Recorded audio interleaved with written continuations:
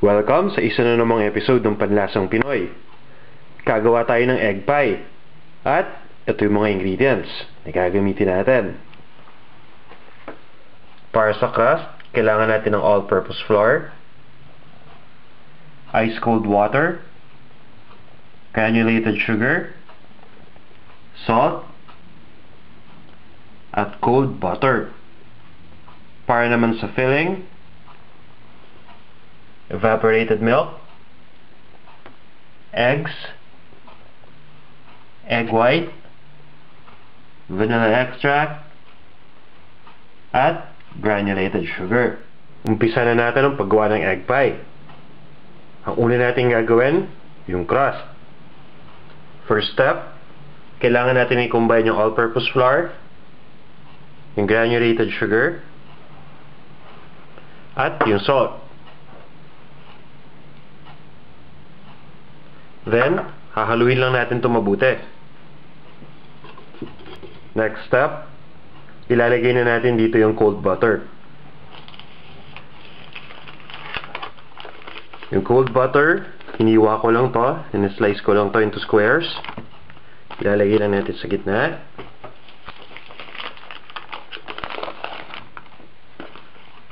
Then, hahaluin natin gamit ang isang pastry mixer.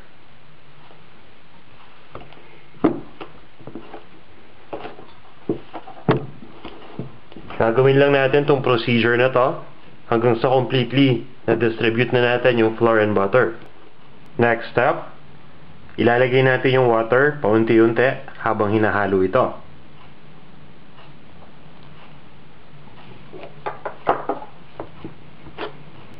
Itong crust na ginagawa natin, ito yung flaky crust. So hindi natin kailangan tong init o imasa. Once na natapos na nating haluin mabuti itong dough using the pastry mixer, kailangan lang natin tong pagsama-samahin and then bubuo lang tayo ng isang ball shape na figure. Once na nakabuo na tayo ng isang ball shape figure, kailangan lang natin tong i-refrigerate for at least 30 minutes para tumigas ulit yung butter. After nating ma-refrigerate yung nagawa nating ball shape figure, magbubudbud lang tayo ng all-purpose flour sa work area natin. So, pwede itong table or any flat surface. Then, kailangan lang natin i-flatten ng konti yung ginawa nating circular figure. And ngayon, kailangan na natin itong gamitan ng rolling pin para ma-flatten lalo. After nating ma-flatten itong dough, kukunin lang natin to or tatanggalin lang natin to dito sa flat surface.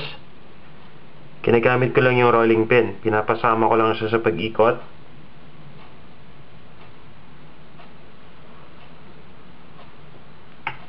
Dapat dahan-dahan lang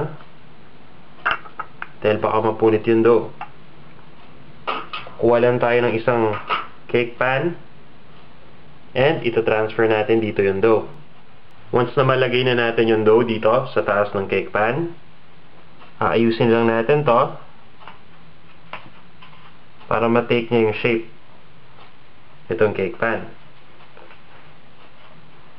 Pagkatapos nito, yung mga edges, yung mga excess, gugupitin lang natin.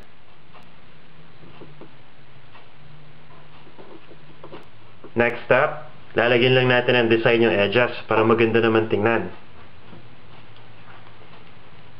Simple lang yung ginagawa ko dito. Ginagamit ko lang yung mga daliri. Pakitingnan na lang kung paano yung procedure. Gagawin lang natin to hanggang sa makompleto nating tapusin yung mga edges nitong crust.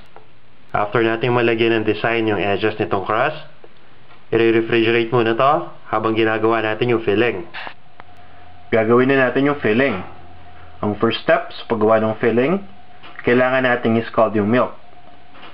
Scalding is a process kung saan yung milk pinapainit natin, pero dapat hindi ito kumulo. Gagamit tayo ng microwave para sa process na to. So, ilalagay lang natin yung milk sa isang microwave oven. And Tapos scald lang natin siya. Meanwhile, gagawin na muna natin yung ibang steps habang scald natin to. Habang nasa microwave pa yung milk, kailangan muna natin i-whisk itong eggs. Kung napapansin niyo, 4 na egg yolks ito, pero yung egg whites, 3 lang. Yung isang egg white kasi, sineparate natin at gagamitin natin para sa susunod na step. Next, gradually natin ihalo itong granulated sugar habang wini-whisk natin yung eggs. Next step, ihalo na natin yung vanilla extract. Whisk natin ulit. And then, yung scalded na milk, ilalagay na rin natin.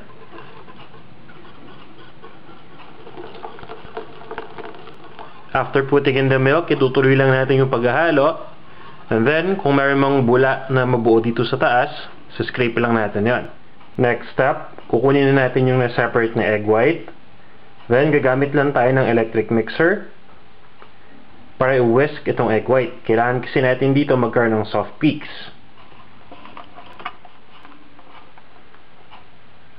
Once na nakuha na natin yung gusto natin yung consistency ng egg, imimix lang natin to dun sa mixture natin kanina ng milk and other ingredients.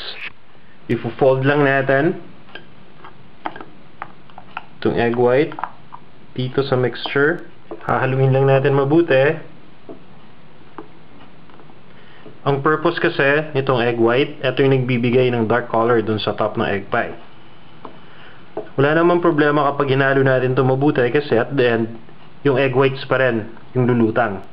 Next step, kukunin na natin yung crust and ita-transfer lang natin itong mixture dito sa crust.